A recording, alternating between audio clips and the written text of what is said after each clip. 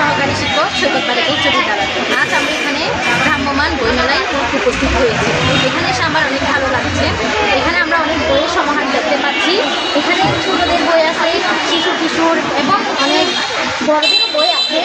এতে আমার মজার লেগেছে এখানে একটা ছন্দে আনন্দে গণিত। এই বই থেকে কিন্তু আমরা সহজে কীভাবে বর্গমূল নির্ণয় করতে পারবো, কীভাবে ম্যাজিক সংখ্যা নির্ণয় করা যায়, এগুলো অনেক সুন্দর করে দেওয়া আছে।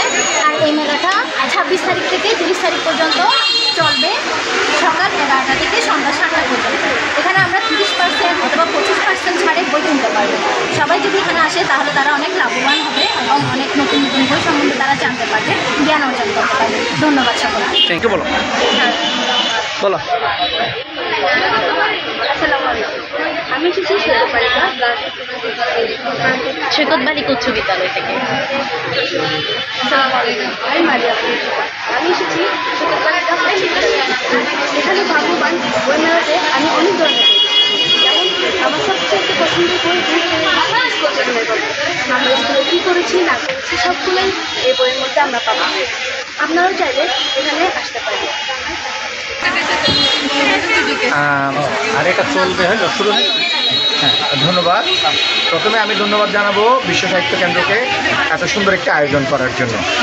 আমি 15-20 মিনিট আগে এখানে উপস্থিত হয়েছি। আমি এসে খুবই চমকপ্রদ হয়েছি। এখানে অনেক রেয়ার বই রয়েছে। এখানে যেমন শিশুদের জন্য বই রয়েছে, তেমনি যারা বয়স্ক রয়েছে, যারা মধ্যবয়স্ক রয়েছে, যারা যুবক রয়েছে, সবার জন্য এখানে বই রয়েছে। এই কারণেই বলছি এখানে রয়েছে আপনার উপন্যাস, যেটা আমাদের যুবাদের খুবই ভালো লাগে।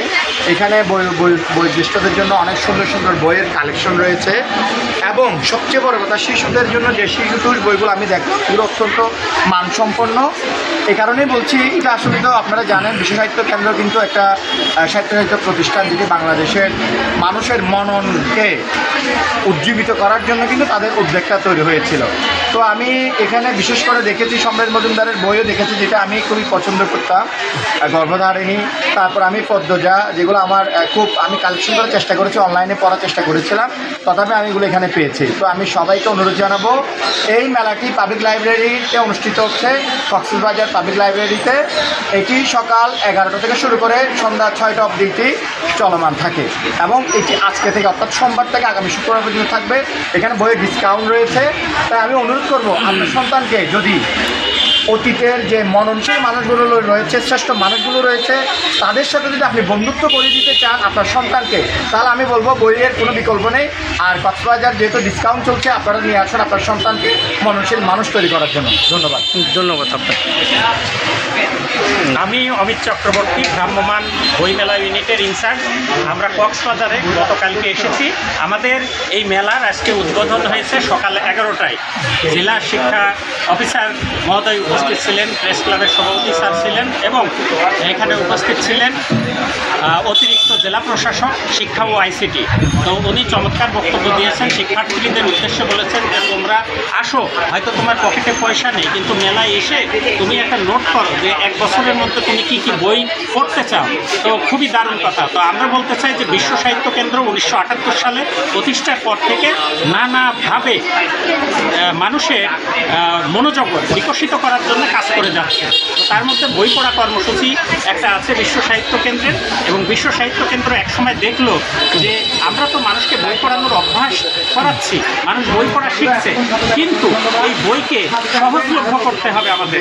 এই চিন্তা করার পরে 2016 সালে একটি ভ্রাম্যমান গাড়ির মাধ্যমে এই ভ্রাম্যমান বইমেলা শুরু হয়। তারপরে আমরা দেখেছি মানুষের মধ্যে দারুণ উচ্ছ্বাস, দারুণ উদ্দীপনা। তারপরে 24 সালে এসে আরও 2টি গাড়ি এই বহরে যুক্ত হয়ে 3টি গাড়ির মাধ্যমে আমরা সারা দেশ ঘুরে এই বইমেলা করছি।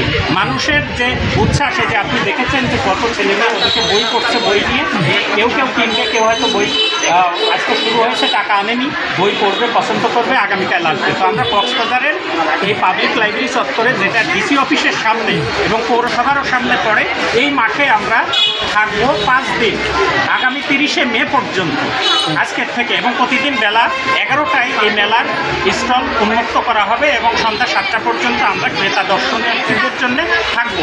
এখানে কি কি বই পাওয়া যায় আমি একটু সংক্ষেপে বলি। ধর্ম, দর্শন, প্রবন্ধ, ইতিহাস, সায়েন্স ফিকশন, ধাঁধার বই, রান্নার বই, তারপরে নানান রকম গল্পের বই এবং শিশু সাহিত্যের দারুণ দারুণ বই এখানে রয়েছে। এবং আমাকে একটু আগে কয়েকজন শিশু জানালো যে তারা তাদের পছন্দ অনুযায়ী বই এখানে পাচ্ছে।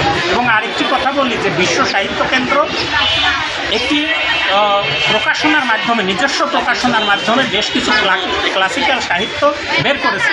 সেই ক্লাসিক্যাল সাহিত্যের বই সহ অনেক রকমের বই এখানে আছে। তো বিশ্ব সাহিত্য কেন্দ্রের বইও আপনারা জানেন যে এটা কিন্তু মানে এবং মানের কথা কেন বলছি, আমাদের যে ফন্ট সাইজ, তারপরে যে কাগজের মান, এগুলো এবং প্রুফ রিডিং দিয়ে সুন্দর মতো একটা বই প্রকাশ করা হয়। তো আমাদের শিশুরা এই বইগুলো পড়লে মানসিকভাবে শক্তিশালী হবে।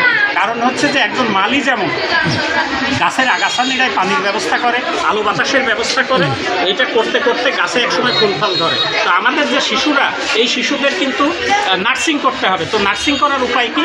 নার্সিং করার উপায় হচ্ছে ভালো ভালো বই তাদের হাতে ধরিয়ে দেওয়া, যাতে তাদের মানসিক শক্তি বাড়ে, তারা হতাশ না হয়। যখন তাদের ক্লাসের বই পড়তে পড়তে খারাপ লাগবে, তখন তারা এই মজার, তার পছন্দের একটি গল্পের বই যদি বের করে 10 মিনিট পড়ে, তাহলে তার মনটা ফ্রেশ হয়ে যাবে। সে পাঠ্যপুস্তক যখন ধরবে, মানে তার ক্লাসের বই পড়া ধরবে, তখন কিন্তু সে তার বইটা তাড়াতাড়ি আত্মস্থ করে ফেলতে পারবে, ভালো মতো বুঝতে পারবে। তো এই বই নানাভাবে কিন্তু আমাদের শিশুদের গঠন করবে, শব্দ ভাণ্ডার সমৃদ্ধ করবে। শব্দ ভাণ্ডার সমৃদ্ধ করলে কীভাবে চমৎকার করে কথা বলা যায় সেটা শিখবে। এবং আমাদের এখানে আরেকটি জিনিস আমি বলি, যুক্তিতর্কের বই রয়েছে, স্টুডেন্টদের জন্য খুবই দরকার এবং অন্য পেশার মানুষের জন্যও দরকার। যে আসলে একজন ভালো মেধাবী স্টুডেন্ট হলে সে যেমন ভালো শিক্ষক হতে পারে না, তাকে কিন্তু বিষয়টা ভালো করে বোঝাতে হয়। তা আমার মনে হয় এখানে যে এই যে বিতর্কের উপরে যে বইগুলো রয়েছে, সেই বইগুলোও চমৎকার। আমাদের এই শিশুরা যদি বিতর্কের বই কেনে, তারা যুক্তি